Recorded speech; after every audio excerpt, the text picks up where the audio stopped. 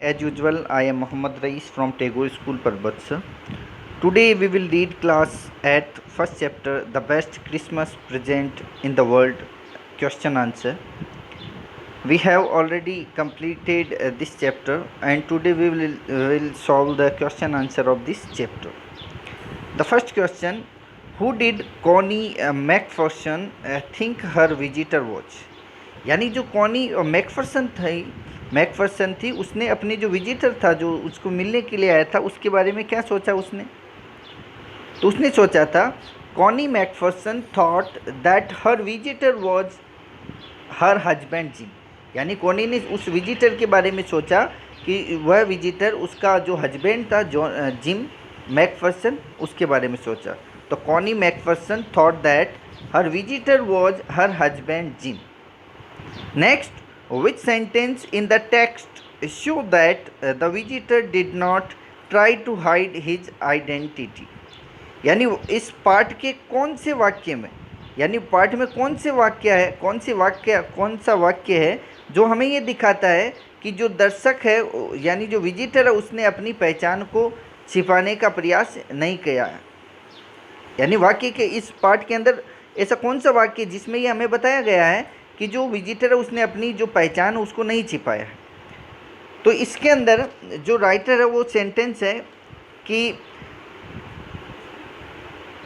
In the text the visitor did not try to hide his identity. I explained about the desk, about how I had found it, but I don't think she was listening. तो in this sentence the poet the visitor did not try to hide his identity. Next question, for how long do you think Connie has kept Jim's letter? यानी आपके हिसाब से यानी आपके विचार में Connie ने जिम के पत्र को कितने समय तक रखती है, यानी कितने समय तक उसके पास में है। Give any reason for your answer, अपने उत्तर का कारण दीजिए, रीजन सहित अपना उत्तर बताइए। तो ये है कि Connie must have kept Jim's letter for a long time, यानी कॉनी ने उस पत्र को लंबे समय से रखा था। This is because she told the narrator how she read it quite often every day so that she could feel that Jim was near her. यानी उसने उस राइटर को यानी उस नरेटर को बताया कि किस प्रकार से उसने इस पत्र को वह पढ़ती है और रोज़ाना किस प्रकार से पढ़ती है और पढ़ने के बाद में जिम को वह अपने नज़दीक महसूस करती है।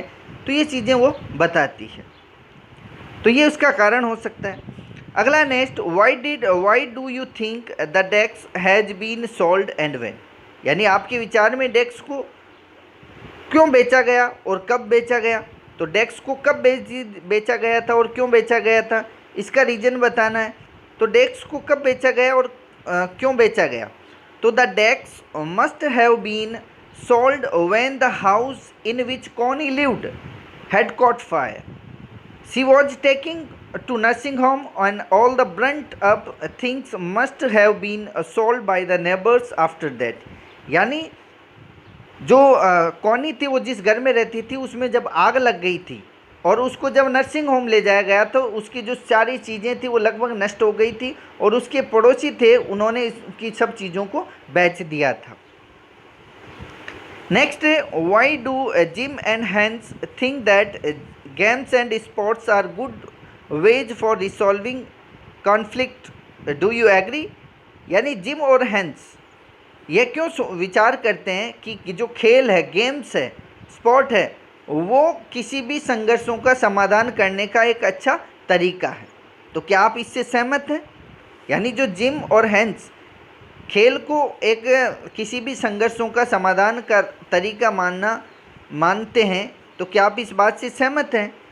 तो Jim and Hans thought that games and sports are good ways of resolving conflict because nobody dies in matches, कि मैच में कोई नहीं मरता है। No children are orphan and no wives become widows, क्योंकि वो ऐसा बताते हैं, क्योंकि जो ये मैच होते हैं, स्पोर्ट्स होता है, इसमें किसी की मौत नहीं होती, जिससे न तो कोई बच्चा अनाथ होता है, न कोई पत्नी है वो विधवा होती है।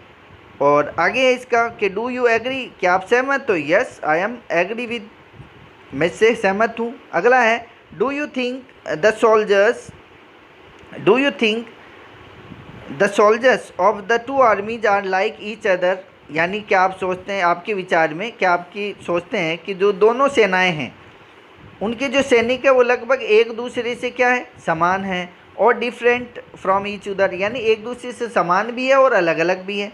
क्या आप सोचते हैं इसके बारे में? And find evidence from the story to support your answer, यानी अपने आंसर को, अपने उत्तर को सहयोग देने के लिए कहानी में से जो एविडेंस है, जो तथ्य हैं वो पता करने।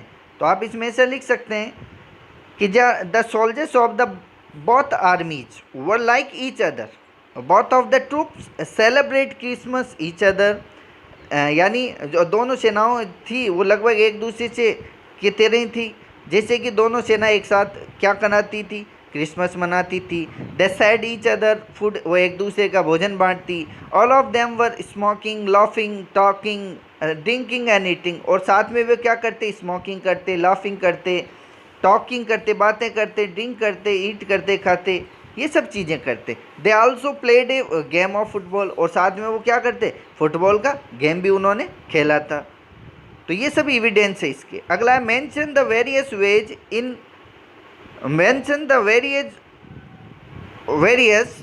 ways in which British and the German soldiers became friends and things find things in common at the Christmas, यानी मेंशन वेरियस वेज, यानी कई तरीकों को इसमें शामिल करो।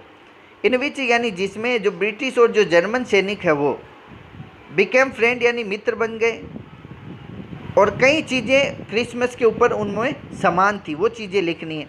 तो कौन सी चीज़ें थी? तो जैसे the British and the German troops celebrated Christmas with each other, यानी एक दूसरे के साथ मनाते थे वो। And they enjoyed each others food, एक दूसरे के भोजन का आनंद लेते।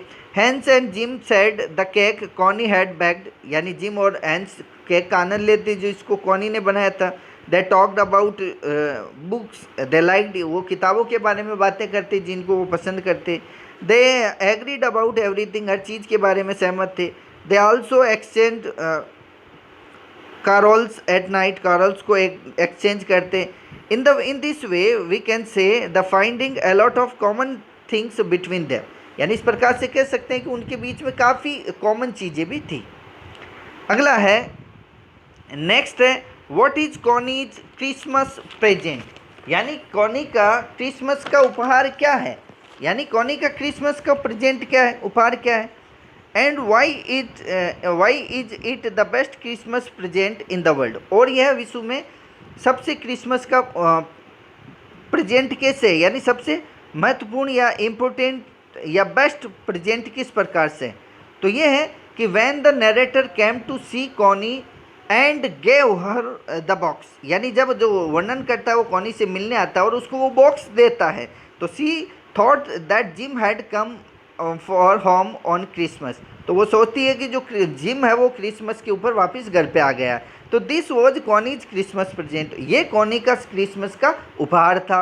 And it was the best Christmas present in the world, और ये विश्व में सबसे जो बेस्ट अच्छा क्रिसमस का उपहार है। बिकॉज, क्योंकि Jim had written in the letter that the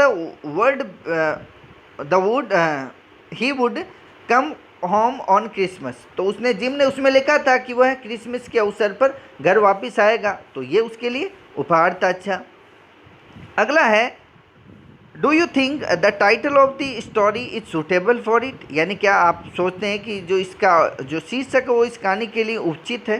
तो yes, the title of the story is suitable for it, यानी इस कहानी का जो शीर्षक है वो सूटेबल है। तो can you think of any title, other title, यानी क्या आप कोई अदर टाइटल को सजेस्ट करते हैं, इसके लिए सजेस्ट करते हैं तो आपको उसके बारे में लिखना है, अदरवाइज आपको नो कर देना है कि no I can think of any other title. बस हो गया कंप्लीट।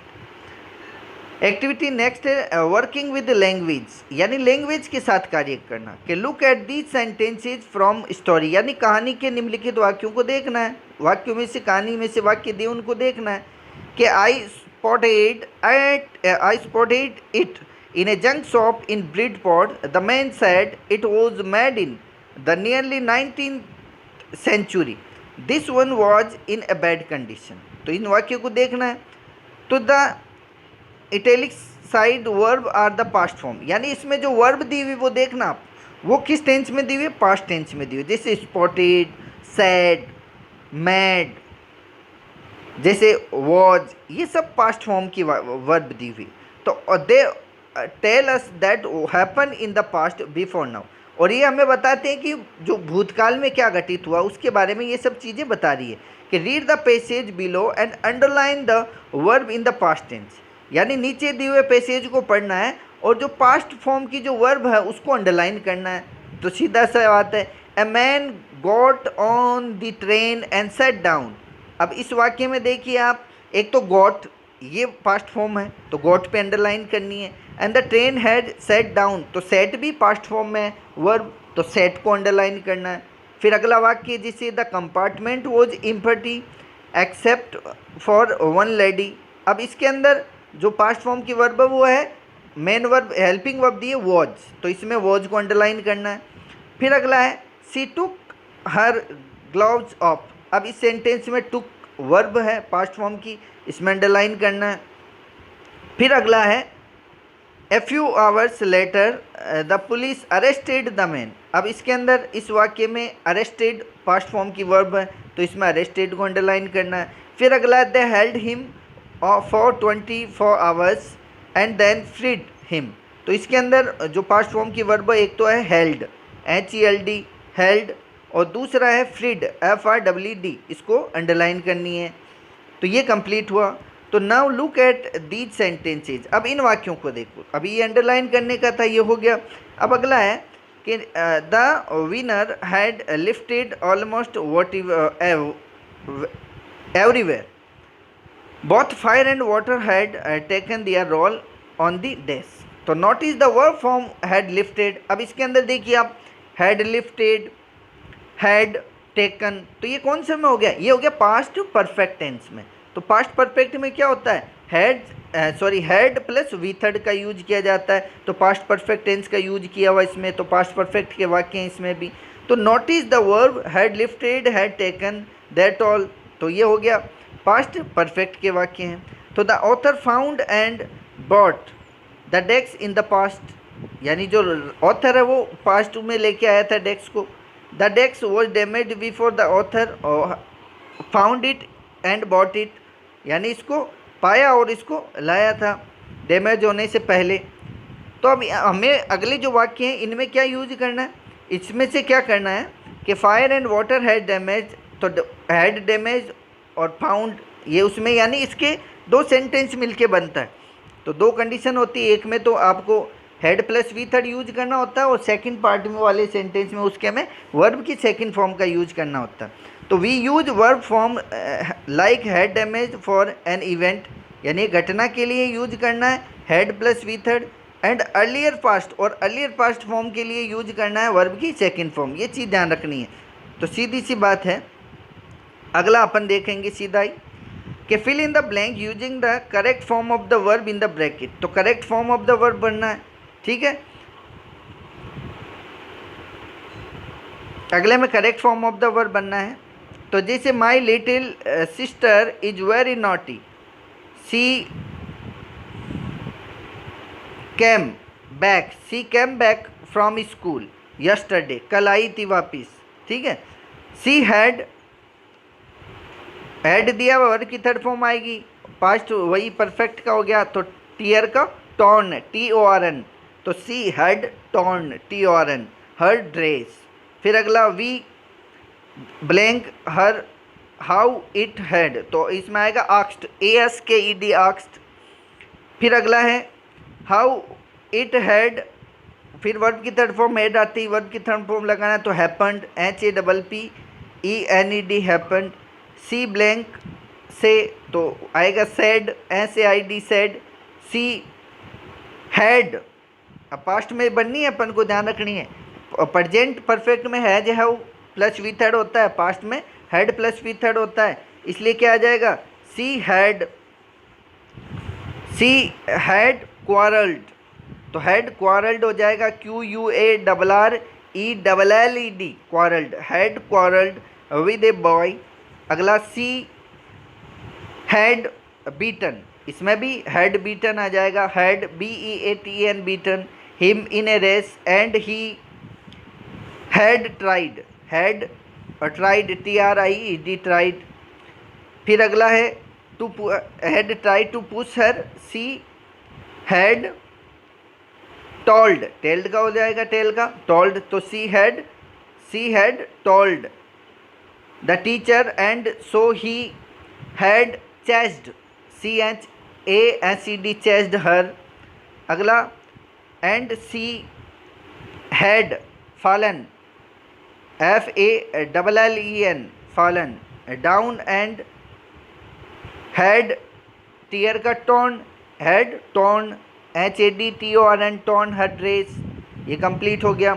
अगला है underline the verbs and arrange, underline the verbs and arrange them in 2 columns, past and earlier past. अभी बताया था पास्ट में तो आपको हैड, ये पास्ट में तो आ जाएगा, पास्ट फॉर्म में तो वर्ब आ जाएगी, मेन वर्ब जिसको बोलते हैं, हेल्पिंग मेन वर्ब और हेल्पिंग वर्ब आ जाएगी। और अर्लियर पास्ट में आपको पता है कौन सा आएगा, सेकंड वाला, जैसे हेड के साथ में वर्ब की थर्ड फॉर्म, हैव के साथ में वर्ब की थर्ड फॉर्म, वो आएगा अर्लियर पास्ट में हेड प्लस वी थर्ड का बनना है। तो जैसे अब आपको क्या करना है इसमें कि माई फ्रेंड सेट आउट, अंडरलाइन करना है पहले तो, और उसके बाद में अलग अलग छांटना है पास्ट और अर्लियर पास्ट में। तो जैसे my friend set out to see the caves, तो इसमें आपको अंडरलाइन करना है पहले पास्ट और अर्लियर पास्ट को। तो सेट आउट ये हो गया, सेट आउट अंडरलाइन करें क्योंकि ये पास्ट फॉर्म में हो गया। और उसके बाद में सेट आउट के बाद सेट आउट सी, इसमें नहीं होगा केव next time, but I stayed, एक स्टेड हो जाएगा पास्ट में, इसको अंडरलाइन करें स्टेड को। फिर at home because I had, इसमें हैड सीन, ये अर्लियर पास्ट का हो जाएगा, तो हैड सीन को अंडरलाइन कर दें। फिर अगला सेंटेंस इसमें आएगा अराइव्ड को आप अंडरलाइन करें, अराइव्ड है पास्ट फॉर्म का, तो अराइव्ड हो जाएगा। और हैड लेफ्ट ये अर्लियर पास्ट का हो जाएगा, हैड लेफ्ट ये अर्लियर पास्ट का हो जाएगा, द ट्रेन अर्लियर पास्ट। और कैम ये कैम हो जाएगा पास्ट का। और हैड गॉन ये अर्लियर पास्ट में हो जाएगा, अंडरलाइन करना है पहले इनको। और उसके बाद में सो बाय द सेट, सेट को अंडरलाइन करें, ये पास्ट का हो गया। और हैड पैक्ड ये अर्लियर पास्ट का हो गया। और नेक्स्ट में डी के अंदर रिटर्न ये हो गया, सॉरी एक ऊपर वाले में एक 8 बच गया, 8 ऊपर वाले में एक 8 भी आएगा, ठीक है ना। और डी के अंदर फिर रिटर्न और अर्लियर पास्ट में हैड फॉलन। अब इनको सही क्रम में ये तो अंडरलाइन करना था। अब पास्ट और अर्लियर पास्ट की एक ये इस प्रकार की इंडेक्स बनाकर उनको सही व्यवस्थित करना। तो पास्ट में कौन कौन सी आ जाएगी, पास्ट में आएगी set out, stayed, arrived, came, set, ate और रिटर्न, ये तो पास्ट फॉर्म हो जाएगी। अर्लियर पास्ट फॉर्म में आएगी आपके had seen, had left, had gone, had packed, had fallen. And rest of the questions we will solve in our next video. So thanks for watching this video. Thanks.